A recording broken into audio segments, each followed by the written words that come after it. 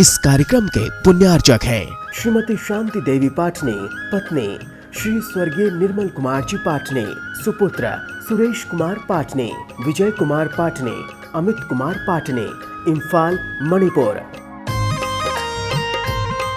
Shri Parshvanath re rolling mills limited, Durgapur 1, Bardhaman, West Bengal. Amita Jain, पत्नी अनिल कुमार जैन, संगीता जैन, पत्नी विपिन कुमार जैन। मानक चंद, कमला देवी, राकेश, नीतू, ऋषभ और आयुषी मुशरफ, B123, सेठी कॉलोनी, जयपुर। 2, स्वाध्याय मंडल, भगवान 1008 मुनि सुब्रतनाथ मंदिर, बारामती, महाराष्ट्र। श्री दिगंबर जैन महिला शास्त्र सभा, सूर्यनगर, गाजियाबाद।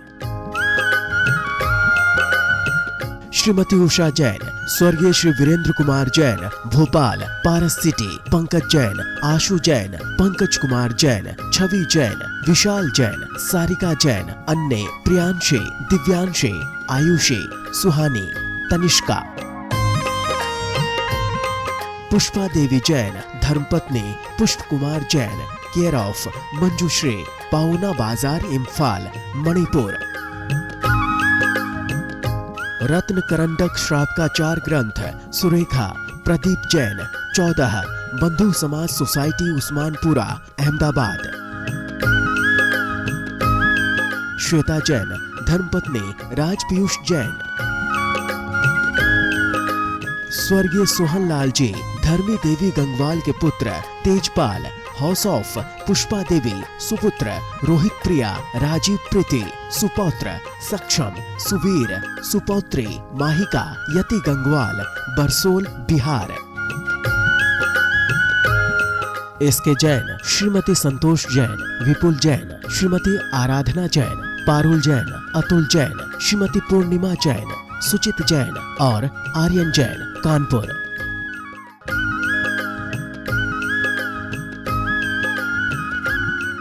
जय जिनी।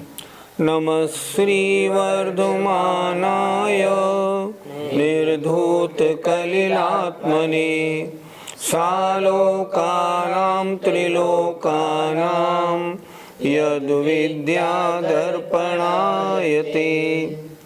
पंच परमेष्टि भगवान की जय। इस समय रत्नकरंडक श्रावकाचार में क्या खाना है क्या नहीं खाना, भक्ष और अवक्ष की चर्चा हो रही है। क्योंकि भोगो भोग परमाण व्रत के अंतर्गत जो एक बार भोगने में आए, खाना भोजन आदि उसे कहते हैं भोग। कौन से भोग भोगने योग्य हैं, कौन सी चीज़ें खाने योग्य हैं और कौन से नहीं, उनकी चर्चा चल रही है।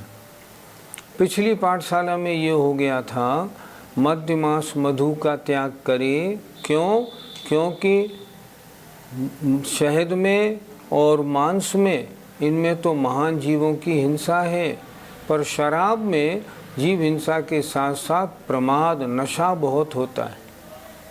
साथ में ये भी चर्चा हुई थी, द्विदल नहीं खाए, मर्यादित वस्तुओं का भोजन करे, दूध घी आदि मर्यादित हो उनका ध्यान रखे, पानी भी छान के पिए, भोजन भी रात्रि होने से पूर्व ही खा ले, अन्यथा त्रस्त जीवों की हिंसा लगती है। राई नमक जहाँ मिल जाता है वहाँ त्रस्त जीव पैदा होते हैं। दही और मीठा मिला और त्रस्त जीवों की उत्पत्ति हुई। द्विदल दाल के बने पदार्थ और दही मिलने से तो महान हिंसा होती है। इन सब बातों की चर्चा पहले हो गई। अब अगले ही एक श्लोक देखते हैं। अल्प फल बहुविघातान, अल्प फल बहुविघातान, मूलक मार्द्राणि शृंगवेराणि, मूलक मार्द्राणि शृंगवेराणि, नवनीत निम्ब कुसुमं, नवनीत निम्ब कुसुमं, कैतकमित्येवमवहेयम्, कैतकमित्येवमवहेयम्। बोलिए, अल्प फल बहुविघातान् मूलकुमार्द्राणि शृङ्गवीराणि नवनीत निम्बकुसुमं कैतकमित्येवमवहेयम्। अवक्ष कितने प्रकार के बताए थे पिछली पाठशाला में? 5 प्रकार के। त्रस हिंसाकारक, उसकी चर्चा पहली पाठशाला में हो गई। बहुस्थावर हिंसाकारक, उसकी चर्चा यहाँ पे होगी। यहाँ जिन चीज़ों के बारे में चर्चा है उसमें बहुस्थावर हिंसाकारक भी हैं और अति हिंसाकारक भी हैं। देखें, अल्प फल, फल तो थोड़ा हो लेकिन बहुविघातान, हिंसा बहुत हो। फल थोड़ा और हिंसा बहुत।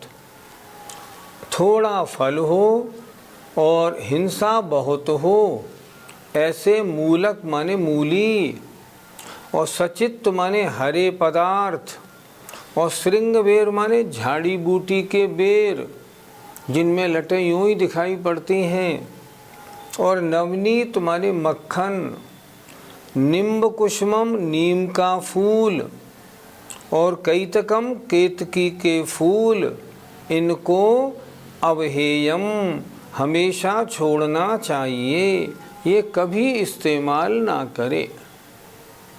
किन किन बातों की चर्चा हुई? बहुस्थावर हिंसाकारक, जिनमें एक इंद्रिय जीवों की बहुत हिंसा होती है और त्रसजीवों की भी हिंसा होती है। जैसे थोड़ा फल मिले और जीवों की हिंसा बहुत हो, ऐसे मूली आदिक, सचित्त फल फूल पुष्प आदिक, श्रृंगबेर झाड़ी के बेर, और नवनीत माने मक्खन, नीम के फूल और केतकी के फूल, इनको भी छोड़ना चाहिए। व्रती है वो चाहता है हिंसा से बचूं। मूली आदि खाने में एक इंद्रिय जीव की हिंसा है, उनने त्याग किया है त्रसजीवों की हिंसा का, फिर भी जहाँ बहुत स्थावर जीवों का घात हो उसको क्यों प्रयोग किया जाए, इसलिए वो इनका भक्षण नहीं करता। ये सब अवक्ष की कोटि में आते हैं। पंडित जी, मक्खन खाने में क्या दोष है? मक्खन जिस दूध दही से बना बाजार में मिलता है, जब वो दूध दही ही अवक्ष है तो फिर मक्खन भक्ष कैसे होगा? जैसे ही दही को बिलोया उसमें से मक्खन निकला। अब जो मक्खन निकला दही अशुद्ध है तो मक्खन भी अशुद्ध है। और आचार्यों ने लिखा है, मक्खन तो चाहे शुद्ध दूध, शुद्ध घी का, शुद्ध दही का क्यों नहीं हो, उसमें तो अंतर्मूर्त में जीव पड़ ही जाते हैं। मक्खन कैसे खाया जा सकता है? निकलते ही तुरंत खा लिया जाए तब तो ठीक है। अगर उसमें अंतर्मूर्त हुआ तो अंतर्मूर्त में क्या होगा? तमाम त्रस जीवों का भंडार पैदा हो जाएगा। इसलिए मक्खन तो महान अवक्ष है। और जो मक्खन बाजार में बिकता है ये तो त्रस जीवों का भंडार है। कितना पुराना है इसका कोई हिसाब नहीं। और इसमें तो त्रस जीवों की उत्पत्ति होते होते अब मक्खन नहीं, वो त्रस जीव ही बन गया है। जमीकंद खाने में कितनी हिंसा होती है? आलू का एक तिनका आपने लिया, उस एक तिनके में बहुत सारे साधारण शरीर होते हैं और एक एक साधारण शरीर में अनंतानंत निगोदिया जीव होते हैं। एक साधारण शरीर में कितने निगोदिया जीव? अनंत काल से आज तक जितने जितने सिद्ध हुए हैं उन सब सिद्धों से भी अनंत गुने जीव एक आलू के तिनके में रहते हैं। ये दशा आलू की नहीं, ये दशा सारे जमीकंदों की है। चाहे आप मूली ले लें, चाहे गाजर लें, अदरक लें, कुछ भी ले लें, जितने जमीकंद हैं, ज़मीन के अंदर पैदा होने वाले जितने हैं ना, ये सारे के सारे अनंत जीव राशि के भंडार हैं।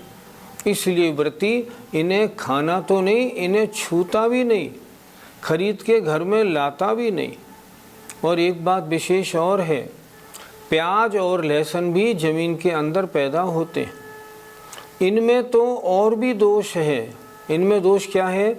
अनंत जीव राशि की हिंसा तो होती ही है, लेकिन इसके साथ साथ में ये बुद्धि को भी भ्रष्ट करने वाले हैं। लिखा हुआ है शास्त्रों में, प्याज लहसुन खाने वाले के धर्म की बात गले नहीं उतरती। उसमें इतना दोष है प्याज लहसुन में। लहसुन के बारे में तो अन्य धर्मों में लिखा हुआ है, लहसुन तो गधा भी नहीं खाता, फिर इंसान कैसे खाए। आज ये हालत हो गई, प्याज तो घर घर हम जैनियों के यहाँ पहुँचने लगा। जमी कंद है, अनंत जीव राशि की हिंसा होती है, इसलिए ये तो घर में प्रवेश ही नहीं करना चाहिए। इसलिए अल्प फल बहु विघातान, थोड़ा जरा सा जीव रसना इंद्री का स्वाद है, और जीव कितने मरते हैं? अनंतानंत। ऐसे जितने भी जमी कंद आदि हैं, इनका त्याग करना चाहिए। पंडित जी, श्रृंग वेर क्या होता है? जो झाड़ी के बेर होते हैं ना, झाड़ी के बेरों में हमेशा लटें पाई जाती हैं, इसलिए झाड़ी के बेर आदि ना ले। और देखो, जो अंजीर गूलर आदि जमे होते हैं, उदंबर फल, इन सब में त्रसजीव भरे रहते हैं। कभी किसी गूलर को तोड़ के देखो, उसमें से फौरन मच्छर निकल के भागेंगे। इसका मतलब इसके अंदर तमाम जीव राशि है, इसको कैसे खाए? इसको नहीं खा सकता। साक्षात जीव दिखाई दे रहे हैं, फिर कैसे करें? बारिश के दिनों में अमरूद के अंदर तमाम कीड़े पड़ जाते हैं, आप देखेंगे आपको कीड़े दिखाई पड़ेंगे। भिंडी में जीव राशि बहुत होती है। रत्करण श्रावकाचार में पंडित सदासुखदास जी ने लिखा है, भिंडी में लटें बहुत हुए हैं, देखभाल के खाओ तो भी बदारते में मर जाए हैं, ताते जे विवेकी हैं ते भिंडी न खाएं। कैसे खाए बताओ?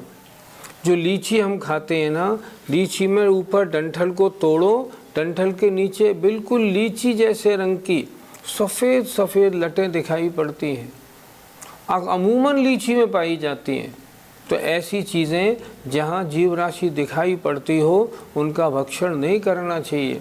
और जमीकंद तो छूने ही नहीं चाहिए, घर में जमीकंद का प्रवेश ही नहीं होना चाहिए। आलू, मूली, अदरक, गाजर, इनका प्रवेश घर में निषिद्ध होना चाहिए। गुरुजी, अदरक खाना और सौंठ खाना तो एक ही बात हुई, तो फिर हम सौंठ क्यों खा लेते हैं? अदरक खाने में अनंत जीव राशि की हिंसा है, पर अदरक सूख के जो सौंठ बनती है ना, उसमें जीव नहीं पाए जाते। ये काष्ठ जमीकंद हैं, दो चीज़ें, एक सौंठ और एक हल्दी। ये काष्ठ जमीकंद हैं, ये सूख के बिल्कुल लक्कड़ हो जाते हैं और इनमें जीव राशि नहीं पाई जाती। इनको पीस के खाने में आपत्ति नहीं होती। कुछ लोग ये मानते हैं जीव तो इसके अंदर मरी गए। नहीं, जीव नहीं मरते। क्यों नहीं मरते? जो एक इंद्रिय जीव है ना, उनका शरीर मांस के रूप में नहीं होता। जब वो मरते हैं ना, उन्होंने तो उस हल्दी को ही अपना शरीर बना के जन्म लिया था। बस वो आत्मा निकल जाती है और हल्दी हल्दी रह जाती है। इसलिए वहाँ मरा हुआ शरीर हल्दी में या सौंठ में नहीं होता। जिनकी धारणा है उन्हें बदलना चाहिए। इसलिए हल्दी और सौंठ सूख के काष्ठ जमीकंद हैं, पिसने के बाद बिल्कुल राख हो जाते हैं, इसलिए इनको खाने में आपत्ति नहीं। लेकिन हरी हल्दी और हरी अदरक ये कभी ना खाएं। अब प्रश्न खड़ा होता है, व्रत किसे कहते हैं? उसके लिए श्लोक नंबर 86 देखें। यदनिष्टं तद्व्रतयेत्, यदनिष्टं तद्व्रतयेत्, द्यच्चानुपसेव्यमेतदपि जय्यात्, द्यच्चानुपसेव्यमेतदपि जय्यात्, द्यच्चानुपसेव्यमेतदपि जय्यात्, द्यच्चानुपसेव्यमेतदपि जय्यात्, अभिसन्धिकृता विरतिर्, अभिसन्धिकृता विरतिर्, विषयाद्योग्याद्व्रतं भवति, विषयाद्योग्याद्व्रतं भवति। बोलिए, यदनिष्टं तद्व्रतयेत्, द्यच्चानुपसेव्यमेतदपि जय्यात्, अभिसन्धिकृता विरतेर् विषयाद्योग्याद् व्रतं भवति। अवक्ष 5 प्रकार के बताए थे। पहला त्रस हिंसाकारक, उसका वर्णन हो चुका। बहुस्थावर हिंसाकारक, उसका वर्णन हो गया, मूली गाजर आदि। तीसरा प्रमाद कारक, उसका वर्णन भी हो चुका, शराब या अन्य नशे वाले पदार्थ। अब 2 बचते हैं, अनिष्ट और अनुपसेव्य। उनकी चर्चा यहाँ की जा रही है। संधि विच्छेद करें। यत अनिष्टम, जो अहितकर है, हितकारी नहीं है, तद वृत्येत, अर्थात उसको छोड़े। वृत्येत माने उसका नियम ले। ये मुझे हितकारी नहीं है, इसको मैं छोड़ता हूँ। यत अनिष्टम, संधि विच्छेद, जो अनिष्ट माने अहितकारी है, तद वृत्येत, उसको छोड़ना चाहिए। च अनुपसेव्यम एतत् अपि जय्यात्, अनुपसेव्य माने जो सेवन के योग्य नहीं है, उनको भी जय्यात् माने छोड़ दे। 5 प्रकार के अवक्ष में त्रस हिंसाकारक, बहुस्थावर हिंसाकारक, प्रमाद कारक हो गए। अब चर्चा बाकी रह गए थे अनिष्ट और अनुपसेव्य। उनकी चर्चा इसमें हो रही है। जो अनिष्ट है, अहितकारी है, उसे भी छोड़ दे, और जो अनुपसेव्य माने सेवन के अयोग्य है, उसको भी छोड़े।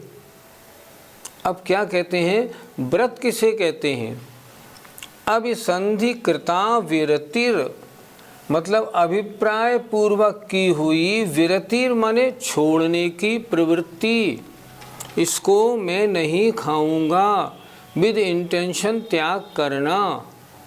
अभिसन्धिकृता, अभिप्राय पूर्वक की हुई, निवृत्ति माने निवृत्ति, किससे? विषयात योग्यात, योग्यात विषयात, सेवन योग्य विषयों से। जिनका सेवन कर सकता है पर सेवन नहीं करता, क्या लिखा? योग्यात विषयात, योग्य विषयों से अभिप्राय पूर्वक की हुई विरति माने छोड़ना, वह व्रतम भवति, व्रत होता है। ये खाने योग्य है, ये भोगने योग्य है, फिर भी मैं इसको नहीं लूँगा, इसका नाम व्रत है। पंडित जी, अनिष्ट किसे कहते हैं? आप लोग तो संस्कृत पढ़े हुए हैं, आप लोगों को ऐसा प्रश्न नहीं पूछना चाहिए। देखो, अनिष्ट माने अनिष्ट, जो इष्ट ना हो, अर्थात जो मेरे लिए हितकारी ना हो। जैसे किसी को बुखार आ रहा है, बादाम का हलवा अनिष्ट है, अवक्ष है। किसी की प्रकृति गर्म है, उसे गर्म चीज़ नहीं खानी। किसी की प्रकृति ठंडी है, उसको ठंडी चीज़ नहीं खानी। जो स्वास्थ्य के अनुकूल ना हो, जो हितकारी ना हो। जुखाम हो रहा है और दही की लस्सी बर्फ़ डाल के पियोगे तो क्या होगा? नुकसान ही नुकसान होगा। इसलिए वह अनिष्ट अवक्ष कहलाता है, उसका त्याग करे। रसना इंद्री की लोलुपता में पड़ के उसको ले लेगा तो नुकसान होगा, उसे कहते हैं अनिष्ट। पंडित जी, अनुपसेव्य किसे कहते हैं? अनुपसेव्य, जो सेवन के योग्य ना हो, अर्थात जिसका सेवन करने पे या तो चीज़ गलत हो या समाज के लोग बुरा माने। हितकारी हो फिर भी अगर समाज के लोग बुरा मानते हैं तो वह अनुपसेव्य है। ऐसी बहुत सी चीज़ें हैं, जैसे शंख की भस्म है, शंख तो हड्डी है, उसकी भस्म कैसे ले ले? जैसे हाथी दांत का चूरा है, कैसे ले लेगा? हिरण की कस्तूरी है, अनुपसेव्य है, सेवन करने योग्य नहीं। स्वमूत्र या गौमूत्र, ये अनुपसेव्य है, कहने में ही बड़ा भद्दा लगता है। आपने क्या लिया? मैं गौमूत्र लेता हूँ, कितना भद्दा लगता है। मूत्र तो सेवन करने योग्य नहीं। हड्डी का चूरा नहीं लेना नहीं है। ऐसे जो चीज़ सेवन करने योग्य ना हो, जो समाज के लोग बुरा माने, उन चीज़ों का सेवन नहीं करना चाहिए। ऊँटनी का दूध अवक्ष है बिल्कुल। आज क्या हो गया, नॉन वेज होटल में हम लोग अपनी ब्याह शादी करने लगे और अपनी शान मानने लगे। नॉन वेज होटल का कोई भी खाना ठीक नहीं होता। हमारे यहाँ एक 5 सितारा होटल है आगरे में। एक बार उनके पर्सनल मैनेजर से मुलाकात हुई। हमने उनसे पूछा, आपके यहाँ हम कुछ ले सकते हैं क्या? उन्होंने कहा, भाई साहब सही बताएं, आपको अगर हमारे होटल में आएँ तो आपके लायक, अगर आप अपने को शुद्ध शाकाहारी कहते हैं, सिर्फ हवा है, पानी भी नहीं लेना। हमारे यहाँ सब कुछ गड़बड़ है। और आजकल नॉन वेज होटल में खाना खाना, वो तो सेवन करने योग्य नहीं। आजकल जो कैटरर्स होते हैं या दावतों में जो बैरे आते हैं ना, सारे शेड्यूल कास्ट होते हैं।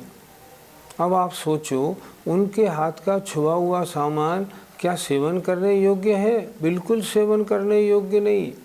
इसलिए ऐसी चीज़ों से बचना, हमें भी बचना चाहिए। वृत्ति तो सर्वथा बचेगा, वो तो बिल्कुल लेगा ही नहीं, उसे तो शुद्ध भोजन ही लेना है। लेकिन हम आपको भी चाहिए कि ऐसी वस्तुओं का सेवन न करें जिनको समाज में निंदनीय माना जाता हो। शूद्रों के हाथ का छुपा हुआ भोजन, उनके घर का भोजन कैसे ले लें? नहीं लेना चाहिए। पंडित जी, क्या भांग, तंबाकू आदि चीज ली जा सकती हैं? ये तो शराब में आती नहीं। ये सब चीज़ें हैं तो नशा उत्पन्न करने वाली, जो प्रमाद कारक अवक्ष में आती हैं, ये सब चीज़ें उसमें आती हैं। तम्बाकू खाने वाला बिना तम्बाकू रह नहीं सकता। भांग, कोकीन, चरस खाने वाले सब बेहोश होते हैं, सबके होश खराब हो जाते हैं। तो ये प्रमाद कारक अवक्ष हैं, इनका बिल्कुल सेवन ना करें। पंडित जी, धनिया पत्ती आदि लेने में कोई दोष तो नहीं है? एक बार मैंने जो जैन धर्म के 34 श्रावकाचार हैं, उनमें से 32 श्रावकाचारों को एक साथ पढ़ा और उसके नोट्स बनाए।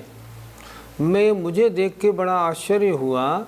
17 श्रावकाचारों में ये लिखा हुआ है कि श्रावक को धनिया पत्ती आदि कोई पत्ती नहीं खानी चाहिए। रत्करण श्रावकाचार्य की जो टीका पंडित सदासुखदास जी की है, उन्होंने तो ये लिखा है, सबसे उत्तम श्रावक तो वो है जो जीवन में कोई हरियाली खाए ही नहीं, वनस्पति या फल। अगर इतना ना कर सके तो जीवन पर्यंत के लिए पत्तियों का तो त्याग करे ही करे, और इतना भी ना कर सके तो बारिश के 4 महीनों में धनिया पत्ती आदि कोई भी पत्ती, धनिया, बथुआ, पुदीना, मेथी, चना आदि कोई पत्ती बिल्कुल ना खाए। क्यों ना खाए? क्योंकि इन पत्ती के सहारे बहुत से मच्छर आदि जीव बैठे रहते हैं। जब इन पत्तियों की चटनी बनाई जाती है ना, तो सारे मच्छर आदि उसमें पिस जाते हैं, मर जाते हैं। एक बार की बात, हमने एक ट्राई की, एक मेज के ऊपर हमने सफ़ेद चांदनी बिछा ली, धनिए की पत्ती की गड्डी ली, उसमें हमने पानी का छींटा मारा, हमने फिर उस धनिए की पत्ती को यूं छिड़का। आप भी चाहो तो ट्राई करके देखना, यूँ सफ़ेद चांदनी पे छिड़केंगे, आपको 20 मच्छर उसमें से निकल के सामने दिख जाएंगे। आप खेत में चले जाओ, धनिए को ज़रा यूँ करेंगे, तमाम मच्छर उड़ेंगे। इसलिए पत्ती के साग न खाएं, और कम से कम 4 महीने तो खाए ही नहीं। मृत्यु को तो पत्ती के साग छूने ही नहीं चाहिए। जय जिनेंद्र। इस कार्यक्रम के पुण्यार्चक हैं श्रीमती शांति देवी पाटने, पत्नी श्री स्वर्गीय निर्मल कुमार जी पाटने, सुपुत्र Suresh Kumar पाटने, Vijay Kumar पाटने, Amit Kumar पाटने, Imphal, Manipur. Shri Parshvanath re rolling mills limited, Durgapur 1, Bardhaman, West Bengal. Amita Jain, पत्नी अनिल कुमार जैन, संगीता जैन, पत्नी विपिन कुमार जैन। मानक चंद, कमला देवी, राकेश, नीतू, ऋषभ और आयुषी मुशरफ, B123, सेठी कॉलोनी, जयपुर। 2, स्वाध्याय मंडल, भगवान 1008 मुनि सुब्रतनाथ मंदिर, बारामती, महाराष्ट्र। श्री दिगंबर जैन महिला शास्त्र सभा सूर्यनगर गाजियाबाद। श्रीमती उषा जैन, स्वर्गीय श्री वीरेंद्र कुमार जैन भोपाल पारस सिटी, पंकज जैन, आशु जैन, पंकज कुमार जैन, छवि जैन, विशाल जैन, सारिका जैन, अन्य प्रियांशी, दिव्यांशी, आयुषी, सुहानी, तनिष्का। पुष्पा देवी जैन, धर्मपत्नी पुष्प कुमार जैन, केयर ऑफ मंजुश्री, पाउना बाजार, इम्फाल, मणिपुर। रत्न करंडक श्रावकाचार ग्रंथ सुरेखा प्रदीप जैन 14 बंधु समाज सोसाइटी उस्मानपुरा अहमदाबाद। श्वेता जैन, धर्मपत्नी राज पीयूष जैन। स्वर्गीय सोहन लाल जी, धर्मी देवी गंगवाल के पुत्र तेजपाल, हाउस ऑफ पुष्पा देवी, सुपुत्र रोहित प्रिया, राजीव प्रीति, सुपौत्र सक्षम, सुवीर, सुपौत्री माहिका, यति गंगवाल, बरसोल बिहार।